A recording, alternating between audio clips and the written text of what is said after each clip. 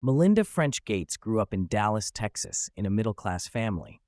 Her parents encouraged her and her siblings to go to college out of state, believing they would learn more about themselves and the world. This instilled in Melinda an openness to change and new experiences from an early age. She attended an all-girls Catholic high school run by liberal nuns who taught the students they could be anything they wanted to be. The school's motto was Servium, to serve, which ingrained in Melinda the importance of service and giving back. In 8th grade, Melinda attended a successful life course that taught goal setting and taking quiet time for reflection. This course had a significant impact on her, leading her to set goals like going to college for computer science. She went on to study at Duke University before joining Microsoft after graduation. Melinda credits her parents for her positive attitude towards change. Her father worked on the Apollo space missions, showing excitement about new frontiers. Her parents' encouragement to go out of state for college pushed Melinda to embrace new experiences. This openness to change served her well throughout her life and career. Melinda views change as something to embrace rather than fear. She approaches new situations with curiosity, seeing them as opportunities to learn and grow. When faced with change, she tries to stay open and curious about what she might learn from new people and experiences. However, Melinda admits she struggled with perfectionism for much of her life. She would obsess over saying and doing the right things, which drained her energy and drove those around her crazy. Through self-reflection and reading books like The Gifts of Imperfection by Brené Brown, she learned to embrace her imperfections. She realized perfectionism was holding her back and began to give herself more grace. Melinda encourages others to identify where perfectionism shows up in their lives and work to let it go. She notes that once you start embracing your imperfections, you feel more integrated and whole as a person.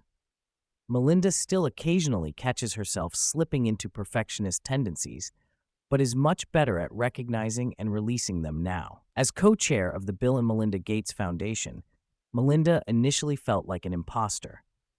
Coming from a computer science background, she was now working in global health and development.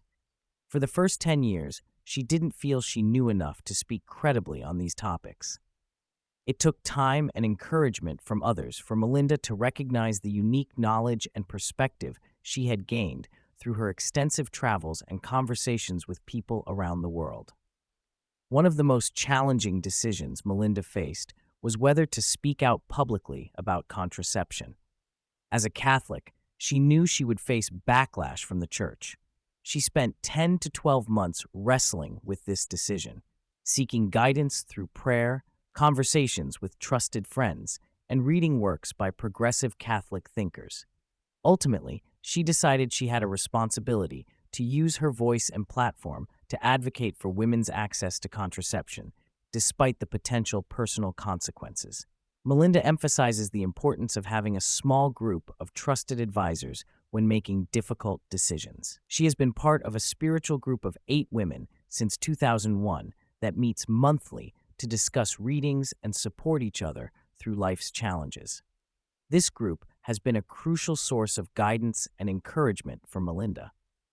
Melinda and Bill Gates made intentional choices to give their 3 children as normal an upbringing as possible, despite their family's wealth and fame. They enrolled the kids in school under Melinda's maiden name to allow them time to settle in before classmates realized who their father was. She would meet with school administrators to ensure her children were treated like any other students. At home, the Gates children had chores and rules around things like phone usage and allowance. She wanted to instill the value of money and hard work. The family didn't watch much TV, which helped shield the children from constant exposure to news about their parents. As the children got older, Melinda and Bill had conversations with them about whether they wanted to use the Gates name or keep French. They also discussed the family's philanthropy work and encouraged the children to find their own ways of giving back to society.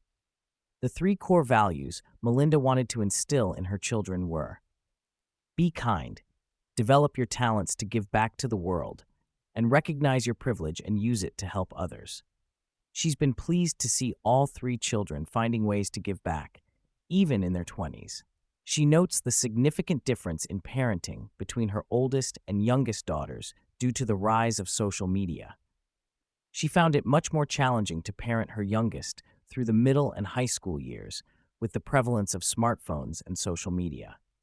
Melinda's primary focus now is empowering women and people of color to reach their full potential in all areas of society. She believes this is crucial for creating lasting positive change in the world. This means breaking down barriers in politics, business, and culture to ensure diverse voices are represented in decision-making roles. She points out that the lack of diversity in leadership positions leads to blind spots in policymaking and business. For example, the United States still doesn't have a federal paid family leave policy, which Melinda attributes partly to the lack of women in Congress who would champion such legislation. To create systemic change, Melinda emphasizes the need to fund and support women and people of color running for political office, invest in businesses led by underrepresented groups, and create more visible role models in leadership positions. She believes having diverse archetypes of success is crucial for inspiring the next generation. Melinda encourages everyone to find ways to give back, whether through time, energy, or money. She believes service not only benefits others, but also provides valuable learning experiences and personal growth. She suggests starting small in your local community, as even seemingly minor contributions can make a significant difference in someone's life. Melinda openly discusses the challenges she faced during her divorce from Bill Gates. She had envisioned being married for 50-plus years and never expected to be single again in her late 50s. The divorce was the hardest thing she had ever been through, involving many tears and difficult emotions. To navigate this challenging period, she relied on her faith, close friends, and a good therapist. She emphasizes the importance of accepting help during difficult times, something she had to learn to do better. She also found solace in nature and learned to appreciate her friends and family even more deeply through the experience. One of the most valuable lessons Melinda has learned is that joy and sadness can coexist. She realized that even in the depths of sadness, there can be moments of joy, and that happiness will return, even if it takes time. This perspective has helped her navigate both personal and professional challenges. She continues to prioritize personal growth and self-reflection. She spends time in silence almost every day, usually in the morning, to connect with herself and integrate her experiences. She also regularly seeks help and advice from friends when struggling with personal issues. Throughout the conversation, Melinda French Gates demonstrates a deep commitment to personal growth, service, and creating positive change in the world. Her experiences as a businesswoman, philanthropist, and mother have shaped her perspective on success, giving back, and navigating life's challenges. Her openness about her own struggles with perfectionism, imposter syndrome, and personal hardships offers valuable insights for listeners facing similar challenges. Her emphasis on the importance of community, self-reflection, and embracing change provides a roadmap for others seeking to live a more purposeful and impactful life.